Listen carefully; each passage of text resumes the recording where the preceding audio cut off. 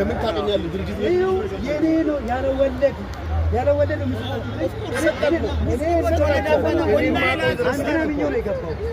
ሰላም ጤና ይስጥልኝ የቻናላችን ቤተሰቦች፣ ዛሬ በመላው ሀገሪቱ መነጋገሪያ የሆነውንና በርካታ ዜጎችን ለከፍተኛ ኢኮኖሚ ቀውስ የዳረገውን የፊንቴክ ኢንቨስትመንት የማጭበርበር ወንጀልና ተያይዞ የመጣውን የታዋቂ አርቲስቶች እስር በዝርዝር እንመለከታለን።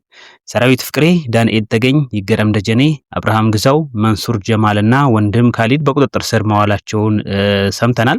ከ450 በላይ ተጎጂዎች 600 ሚሊዮን ብርና ያልደረሱ የኤሌክትሪክ መኪናዎች ሰለባ እንደሆኑ ነው እንግዲህ የታወቀው። በፍትህ ሚኒስቴር ደረጃ የተደረገው ሰልፍና የፖሊስ አስቸኳይ ትዕዛዝ እንደዚሁ ተጠቅሷል።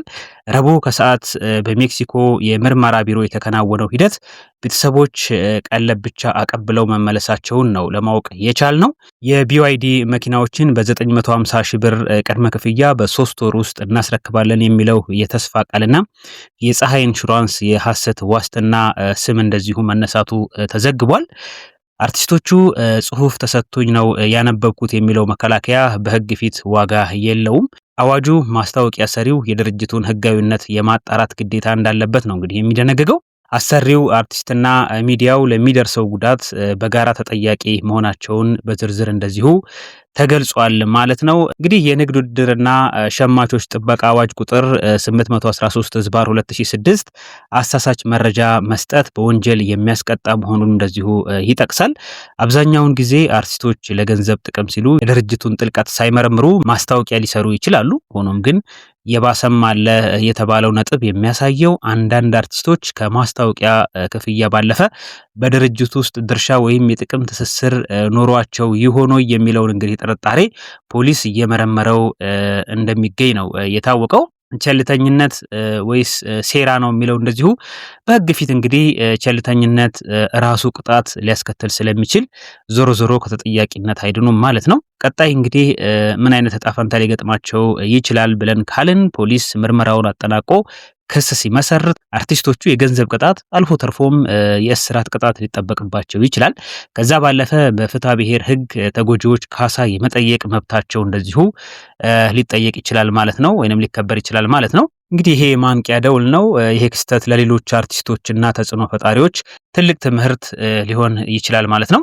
ህብረተሰቡ እንግዲህ ራሱን ከአጭበርባሪዎች እንዴት መጠበቅ አለበት የሚለውን ማንሳት ተገቢ ነው። በጣም አሳሳቢ ጉዳይ ነው። በዚህ መታለል አስፈላጊ እንዳልሆነ መረዳት ይቻላል። አንድን ምርት ወይም አገልግሎት ታዋቂ አርቲስቶች ስላስተዋወቁት ብቻ ህጋዊ ነው ብሎ ማመን ተገቢ እንዳልሆነም ማወቅ ያስፈልጋል። እንደዚሁም የገበያ ዋጋን ማነጻጸር አስፈላጊ ነው። ለምሳሌ አንድ መኪና በገበያ ካለው ዋጋ በግማሽ ወይም እንግዲህ ከዛ ባነሰ ዋጋ በቅድመ ክፍያ ይቀርባል ሲባል ትልቅ የማጭበርበር ምልክት መሆኑን እንደዚሁ መረዳት አስፈላጊ ነው።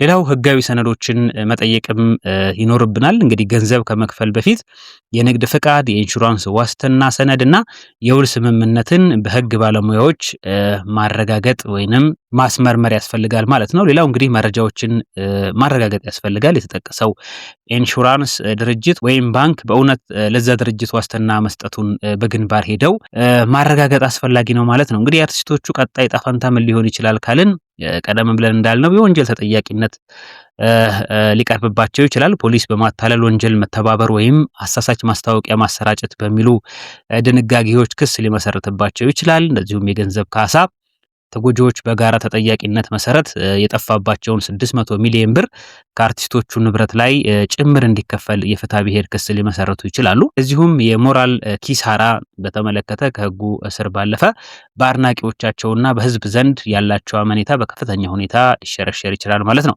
እንግዲህ ከሰሞኑ በጣም አነጋጋሪ የሆነው ይሄንን ድርጅትና አርቲስቶችን በተመለከተ ያለው መረጃ ይሄንን ይመስላል።